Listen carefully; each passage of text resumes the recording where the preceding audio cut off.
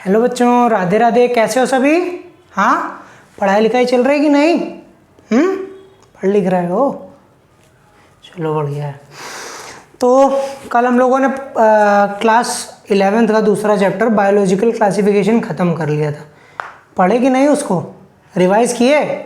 NCERT से एक बार read out कर लिया करो। जैसे ख़त्म करते हैं कोई चैप्टर तो उसको एनसीईआरटी से एक बार रीड आउट कर लोगे तो तुम्हारे लिए फ़ायदा रहेगा। मतलब बहुत अच्छा लॉन्ग टर्म मेमोरी में वो आपकी चढ़ जाएगा। ठीक, तो आज हम लोग एनसीईआरटी 11th क्लास का तीसरा चैप्टर पढ़ने जा रहे हैं, जिस चैप्टर का नाम क्या है? Plant kingdom. ठीक है, हमने जब बायोलॉजिकल क्लासिफिकेशन बताया था तब उसमें बताया था ना तुमको कि जो प्लांट किंगडम और एनिमल किंगडम है उनके लिए हमारी एनसीईआरटी अलग से एक एक चैप्टर बना के रखी है, तो उसको वहीं पर डिस्कस करेंगे। तो आज वो समय आ गया है, आज वो शुभ वेला, शुभ घड़ी आ गई है कि हम प्लांट किंगडम की शुरुआत करें। ठीक है, तो प्लांट किंगडम को जानने से पहले हम आपको ये बता देते हैं, एक बार फिर से रिवाइज करवाना चाहेंगे कि जो आर.एच. व्हिटेकर साहब थे उन्होंने सारे ऑर्गेनिजम्स को 5 किंगडम्स में डिवाइड किया था। और वो जो 5 किंगडम्स थे वो कौन कौन से थे? मोनेरा था, प्रोटिस्टा था, फंजाई था, प्लांटी था, एनिमलिया था। मोनेरा, प्रोटिस्टा और फंजाई हम बायोलॉजिकल क्लासिफिकेशन में पढ़ चुके हैं। प्लांटी को इस चैप्टर में पढ़ेंगे, एनिमलिया को अगले चैप्टर में पढ़ेंगे। तो अब किंगडम प्लांटी जो है उसका जब डिवीज़न किया गया तो उसमें कौन कौन से लोग रखे गए? पहले रखे गए एल्गी। क्या रखे गए? एल्गी। इसके बाद ब्रायोफाइट। ठीक, किंगडम इनका प्लांटी है, ये सब डिविजन्स हैं। ठीक, इसके बाद टेरिडोफाइट्स, इसके बाद जिम्नोस्पर्म्स और इसके बाद एंजियोस्पर्म्स। एंजियोस्पर्म्स के बारे में काफ़ी कुछ एनसीईआरटी आगे डिस्कस करती है, तो एंजियोस्पर्म्स की चर्चा यहाँ पे थोड़ी कम करती है। तो एल्गी, ब्रायोफाइट, टेरिडोफाइट, जिम्नोस्पर्म इनकी चर्चा यहाँ पर ज़्यादा करती है।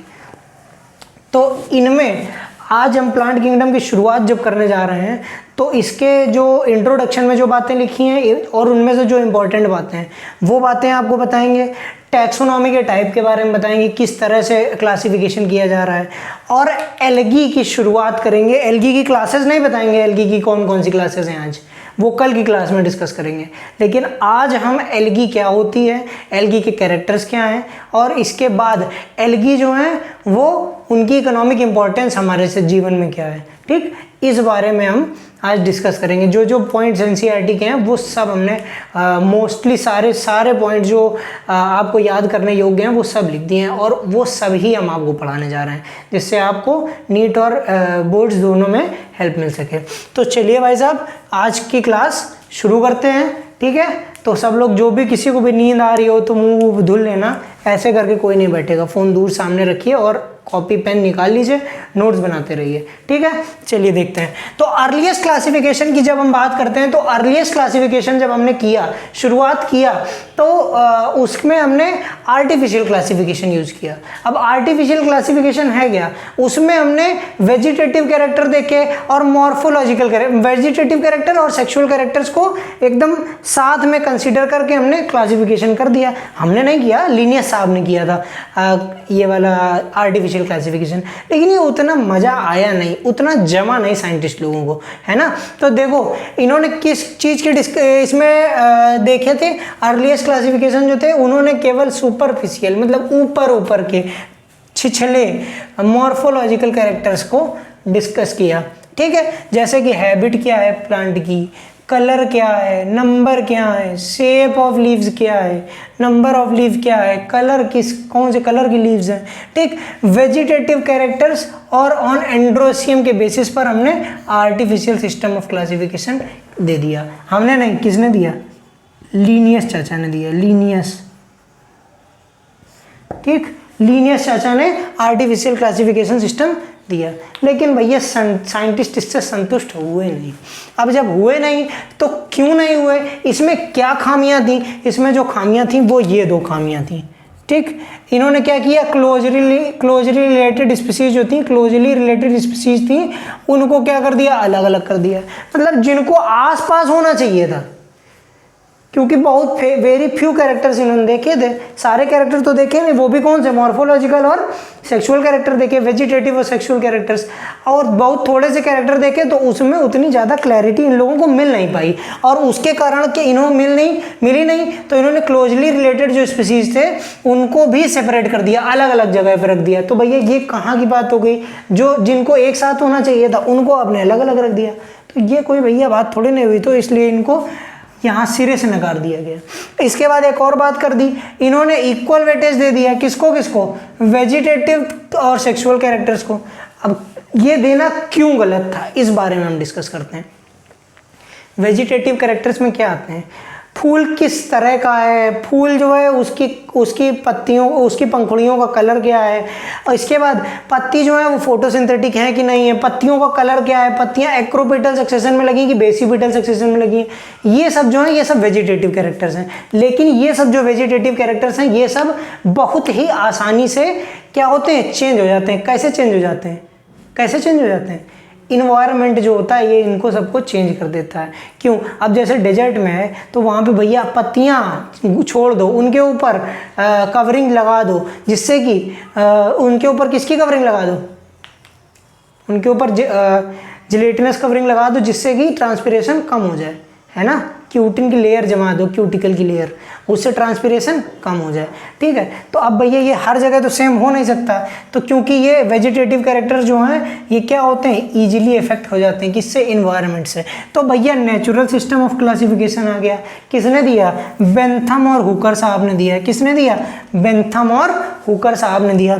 अब जब ये बेंथम और हुकर साहब ने दिया तो इसमें क्या क्या डिस्कस किया इन्होंने, पहली बात तो देखो एक्सटर्नल फीचर डिस्कस किए, वो तो इन्होंने भी किया था, एक्सटर्नल फीचर इन्होंने भी किए थे, लेकिन इन्होंने इंटरनल फीचर भी डिस्कस किए। और इंटरनल फीचर में क्या क्या, अल्ट्रा स्ट्रक्चर, मतलब सेल के अंदर से कैसा दिख रहा है हम माइक्रोस्कोप से देख रहे हैं। ठीक, एनाटॉमी डिस्कस की, प्लांट की एनाटॉमी कैसी है, एम्ब्रियोलॉजी डिस्कस की, एम्ब्रियोलॉजी का मतलब उसका इवोल्यूशनरी रिलेशनशिप डिस्कस किया, मतलब एम्ब्रियो के जब एम्ब्रियो बन रहा है तब भैया कैसे हैं, अच्छा ओके, वर्टिब्रेट्स का जो एम्ब्रियो वो इस टाइप का है, जितने भी वर्टिब्रेट हैं वो सब एक ही एम्ब्रियोलॉजी को फॉलो कर रहे हैं, ये सब बातें इन्होंने बताई। और फाइटोकेमिस्ट्री को भी देखा, फाइटोकेमिस्ट्री का मतलब किस प्लांट में कौन सा केमिकल प्रेजेंट है। ठीक है, तो भैया ये हुआ नेचुरल सिस्टम ऑफ क्लासिफिकेशन, दिया किसने, बेंथम और हुकर साहब ने। इंपॉर्टेंट बात है, एनसीईआरटी ये बात लिख रही है। फाइलोजेनेटिक क्लासिफिकेशन की बात करें तो फाइलोजेनेटिक क्लासिफिकेशन ने क्लासिफिकेशन दिया इवोल्यूशनरी रिलेशनशिप के आधार पर,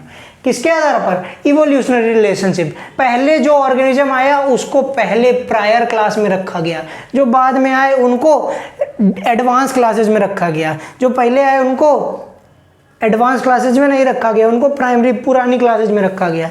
ठीक है, तो और ये दिया किसने, एंगलर साहब और प्रांटल साहब ने, किसने दिया, एंगलर और प्रांटल साहब ने। इसके बाद हम बात करेंगे 3 तरह की टैक्सोनॉमी दी है। ठीक, कौन कौन सी, न्यूमेरिकल टैक्सोनॉमी। इसमें टैक्सोनॉमी को आसान करने के लिए हम लोग क्या करते हैं भैया, कैरेक्टर्स को एक नंबर या कोड दे देते हैं। ठीक है, फिर जो नंबर और कोड दिया है उसी के बेसिस, उसी के आधार पर हम किसी का भी क्लासिफिकेशन करते हुए चले आते हैं। तो इसको हम क्या कहते हैं, numerical taxonomy. Numbers and codes are given to make it easy. ठीक है, क्लासिफिकेशन को आसान करने के लिए नंबर एंड कोड दे देते हैं, हर कैरेक्टर को एक कोड दे दिया या कोई नंबर दे दिया। अब जब वो नंबर प्रेजेंट तो मतलब वो चीज़ है, अगर वो नहीं लिखा है उसमें तो मतलब वो चीज़, वो कैरेक्टर उस प्लांट में नहीं है। ठीक, इसके बाद बात करेंगे साइटोटैक्सोनॉमी। साइटोलॉजिकल इन्फॉर्मेशन देखते हैं कौन कौन सी, जैसे क्रोमोसोम का नंबर क्या है, क्रोमोसोम का स्ट्रक्चर कैसा है। ठीक, ये सब इस चीज़ें हम देख रहे हैं। इसी को प्यार से हम लोग कैरियोटैक्सोनॉमी भी कहते हैं। कैरियो का मतलब न्यूक्लियस, टैक्सोनॉमी का मतलब नामकरण करना। ठीक है, और इसके बाद बात करेंगे chemotaxonomy. Different type of chemical characterised in different plant. अलग अलग प्लांट्स में अलग अलग केमिकल प्रेजेंट है, उनके बेसिस पे अगर हमने टैक्सोनॉमी कर दी तो उसको कीमोटैक्सोनॉमी कहते हैं। ठीक, अब इसके बाद पहला भैया ये हमारा डिवीजन एल्गी वो हमने यहाँ पर डिस्कस किया है, इसके जनरल कैरेक्टर्स डिस्कस किए हैं। भैया देखो, चूंकि प्लांट किंगडम के हैं तो ऑटोट्रॉफिक तो होंगे ही, ऑटोट्रॉफिक होंगे, फोटोसिंथेटिक होंगे, मतलब क्लोरोफिल प्रेजेंट होगा। थैलोइड लाइक बॉडी होती है इसकी। थैलोइड लाइक बॉडी का मतलब क्या है, थैलस लाइक स्ट्रक्चर, मतलब ये किसी डिफ्रेंशिएटेड फॉर्म में नहीं है कि इसमें तुमको पत्ती दिखाई पड़ रही है, इसमें रूट दिखाई पड़ रही, ना, थैलस लाइक, ऐसा कुछ भी ऐसा बना है, ऐसा कुछ भी एल्गी का स्ट्रक्चर ये ऐसा है। अब ये मान लो ये पूरी एल्गी, इसमें कई सारी सेल्स हैं, ठीक है। अब ये एल्गी है, इसमें सब लोग सब काम कर रहे हैं, तो ये थैलाइड लाइक स्ट्रक्चर होता है। और ये मोस्टली एक्वाटिक होते हैं, कुछ टेरेस्ट्रियल भी होते हैं, लेकिन कहाँ पाए जाएंगी? मॉइस्ट एंड डैम्प प्लेसेस पे, मतलब जो गीली गीली सतहें होंगी। तुमने देखा होगा बरसात के टाइम पे सीढ़ियों तक में लग जाती है, तो भैया वो एक्वाटिक नहीं हुई, वो टेरेस्ट्रियल ही है, लेकिन चूंकि गीली हैं सीढ़ियाँ तो इसलिए लग गई कई। अब देखो कॉलोनियल फॉर्म कौन से हैं? वॉल्वॉक्स हैं। फिलामेंटस फॉर्म यूलोथ्रिक्स और स्पाइरोगायरा। एग्जांपल याद करते चलना, कॉलोनियल फॉर्म कौन से हैं? वॉल्वॉक्स हैं। फिलामेंटस फॉर्म यूलोथ्रिक्स और स्पाइरोगायरा। कॉलोनियल फॉर्म वॉल्वॉक्स और यूलोथ्रिक्स स्पाइरोगायरा फिलामेंटस फॉर्म। केल्प्स जो हैं, केल्प्स ये मैराइन फॉर्म्स होते हैं, बहुत बड़े बड़े, बहुत सेवरल फीट्स तक ये चले जाते हैं, 70-70, 80-80 मीटर के होते हैं, ठीक। और केल्प्स के एग्जांपल क्या है? मैक्रोसिस्टिस लैमिनेरिया, ठीक है। अब लिखा नहीं है यहाँ पर, अब वो समझ लो। एसेक्सुअल रिप्रोडक्शन किससे होता है? स्पोर से होता है, और मोस्टली किससे होता है? जू स्पोर से होता है। और जू स्पोर्स की खास बात हमने पिछले क्लास में बताई थी, क्या? मोटाइल होते हैं, फ्लैजेला पजेज करते हैं, फ्लैजेला प्रेजेंट होता है। सेक्सुअल रिप्रोडक्शन भैया हमेशा बताते आ रहे हैं, फ्यूजन ऑफ गेमीट्स से जब भी रिप्रोडक्शन होगा तो वो सेक्सुअल रिप्रोडक्शन होगा। अब फ्यूजन ऑफ गेमीट्स से जब सेक्सुअल रिप्रोडक्शन हो रहा है तो गेमीट्स कितने टाइप के होंगे? तो गेमीट्स भैया 3 टाइप के होंगे। कौन कौन से 3 टाइप के? आइसोगेमस, एनाइसोगेमस और ऊगेमस। आइसोगेमस का मतलब गेमीट दोनों, मेल और फीमेल दोनों गेमीट एक टाइप के हों, दिखने में एक जैसे हों, सिमिलर साइज के हों। भैया देखो इतनी मेहनत करते हैं, थोड़ा सब्सक्राइब कर दिया करो, शेयर कर दिया करो वीडियो को अपने दोस्तों के साथ, हैं? चैनल वगैरह सब्सक्राइब कर दिया करो, हैं? लाइक किया करो इसको। इसमें इतनी अच्छी अच्छी बातें बता रहे हैं आप सभी को, जो कोई नहीं बताएगा, वो बातें आपको बता रहे हैं, ठीक है। तो आइसोगैमस क्या होते हैं? जिनमें मेल और फीमेल दोनों गेमीट सिमिलर, देखने में एक जैसे हों, तो वो आइसोगैमस। अलग अलग हो, एक जैसे ना हो, तो वो एनाइसोगैमस। और ऊगैमस मतलब, एनाइसोगैमस का मतलब कोई एक ऐसा है मान लो, तो दूसरा वाला ऐसा है नहीं, या दूसरा वाला बहुत बड़ा है और एक छोटा है मान लो, ठीक। अब देखो आइसोगैमस के भी 2 टाइप दिखा रहा है, कौन कौन से? फ्लैजिलेटेड और नॉन फ्लैजिलेटेड। फ्लैजिलेटेड आइसोगैमस कौन है? यूलोथ्रिक्स है। कौन है? यूलोथ्रिक्स है। इधर देखो, फ्लैजिलेटेड आइसोगैमस यूलोथ्रिक्स और नॉन फ्लैजिलेटेड आइसोगैमस स्पाइरोगायरा। याद रखना भैया, बहुत इंपॉर्टेंट एग्जांपल है, इनसे उठ के क्वेश्चन आए हुए हैं। तो फ्लैजिलेटेड आइसोगैमस कौन से हैं? Ulothrix. Non flagellated isogamous spirogyra, ठीक। एनाइसोगैमस कौन से हैं? यूडोराइना। कौन है? यूडोराइना। याद रखना एग्जांपल, मतलब मेल और फीमेल गेमीट देखने में एक जैसे नहीं होंगे, तो उसको एनाइसोगैमस कहेंगे। किस में होते हैं? यूडोराइना में होते हैं, ठीक है। अब एक बात आती है, ऊगैमस कैसे होते हैं? ऊगैमस भैया वो होते हैं जिनमें फीमेल गेमीट नॉन मोटाइल हो और स्टेशनरी हो और बड़ा हो। नॉन मोटाइल हो, स्टेशनरी हो और बड़ा हो, मेल गेमीट मोटाइल हो, ठीक है, तो उसको ऊगैमस कहते हैं। मतलब फीमेल गेमीट लार्जर होगा और नॉन मोटाइल होगा। किसमें? वॉल्वॉक्स और फ्यूकस। बहुत इंपॉर्टेंट ये भी, ये सभी एग्जाम्पल जितने भी लिखे हैं और ये वाले एग्जाम्पल, ये सब बहुत इंपॉर्टेंट एग्जाम्पल हैं। यहाँ से उठ के नीट में हर साल क्वेश्चन आते हैं। Volvox, Fucus, oogamous, Eudorina anisogamous, Ulothrix flagellated isogamous, Spirogyra non flagellated isogamous, ठीक है। अब यहाँ के एग्जाम्पल, ये इकोनॉमिक इंपॉर्टेंस की बात करता है एनसीईआरटी अगले पैराग्राफ में। यहाँ के भी एग्जाम्पल बहुत इंपॉर्टेंट है। पहली बात लिख रहा है कि half of the CO2 fixation in this earth is done by algae. मतलब जितना भी CO2 फिक्स हो रहा है फोटोसिंथेसिस के थ्रू, वो उसका आधा, उसका 50% कौन कर रहा है? एल्गी कर रहे हैं। कौन कर रहा है? देखो, half of the total CO2 fixation is carried out by algae, ठीक। और इसके बाद प्राइमरी प्रोड्यूसर का काम कर रहे हैं, चूंकि एल्गी फोटोसिंथेटिक है, प्राइमरी प्रोड्यूसर का काम कर रहे हैं और फूड चेन में एनर्जी को सप्लाई कर रहे हैं। मतलब इनको सिंपल हर्बीवोर्स खा रहे हैं। हर्बीवोर्स जो हैं एक्वाटिक, वो इनको खा रहे हैं। किनको? एल्गी को। 70 स्पीसीज की बात कर रहा है एनसीईआरटी, उनमें से 3 दे रहा है। कौन कौन? पोरफाइरा, लैमिनेरिया, सार्गासम। कौन कौन? पोरफायरा, लैमिनेरिया, सार्गासम, इनको एज अ फूड हम लोग यूज करते हैं। ठीक, कौन कौन? पोरफायरा, लैमिनेरिया और सार्गासम फॉर फूड। ठीक है। प्रोडक्शन ऑफ हाइड्रोकोलाइड, हाइड्रोकोलाइड होते क्या है? वाटर होल्डिंग सब्सटेंस को हम हाइड्रोकोलाइड कहते हैं। ठीक है। हाइड्रोकोलाइड को प्रोड्यूस करते हैं कौन? एल्गा प्रोड्यूस करते हैं। कौन से एल्गा प्रोड्यूस करते हैं? दो तरह के हाइड्रोकोलाइड है। कौन कौन? एल्जिन और कैराजिन। एल्जिन और कैराजिन। एल्जिन को प्रोड्यूस करता है ब्राउन एल्गी, कैराजिन को रेड एल्गी। कैरा में देखो आर आ रहा है, कैराजीन। तो कैराजीन में जब आर आ रहा है तो इसको रेड एल्गी प्रोड्यूस करेंगे। ठीक, और एल्जिन दूसरा याद रखना, ब्राउन एल्गी प्रोड्यूस करेगा। ठीक, कैराजीन को कौन प्रोड्यूस करेगा? रेड एल्गी प्रोड्यूस करेगा, और एल्जिन को ब्राउन एल्गी प्रोड्यूस करेगा। एगार जो है इसको आइसक्रीम और जेलीज बनाने में यूज करते हैं हम लोग, और ये मिलता है किससे? जिलेडियम और ग्रेसिलेरिया से मिलता है, सीवीड से। ठीक, जिलेडियम और ग्रेसिलेरिया, जिलेडियम और ग्रेसिलेरिया से मिलता है हम लोगों को एगार। और एगार का यूज भैया हम लोग बायोटेक्नोलॉजी में भी खूब करते हैं, एगारोज जेल प्लेट बनाने में और वो करवाने में, क्या? Gel electrophoresis. ठीक है। स्पेस ट्रेवलर जो है स्पाइरुलिना और क्लोरेला को यूज करते हैं सिंगल सेल प्रोटीन की तरह। मतलब सिंगल सेल प्रोटीन, एक दाना हमने एक ये सिंगल सेल ले ली क्लोरेला, एक सिंगल सेल ले लिया क्लोरेला, और उससे हमको ढेर सारा प्रोटीन मिल गया। मतलब उससे ढेर सारा हमारा मतलब पूरा पेट भी भर गया, उससे हमको कैलोरी भी मिल गई, केवल एक सेल, सिंगल सेल से। तो इसको सिंगल सेल प्रोटीन कहते हैं। और स्पेस ट्रैवल, चूंकि अब ऊपर जा रहे हैं, इतना ज़्यादा खाना तो हम लेके जाएंगे नहीं, सड़ भी जाएगा, तो इसलिए हम लोग क्या यूज करते हैं? सिंगल सेल प्रोटीन यूज करते हैं। तो भैया आज की वीडियो में हमने डिस्कस किया प्लांट किंगडम में इंट्रोडक्शन के बारे में, और एलगी के कैरेक्टर्स और इकोनॉमिक इंपॉर्टेंस बताई।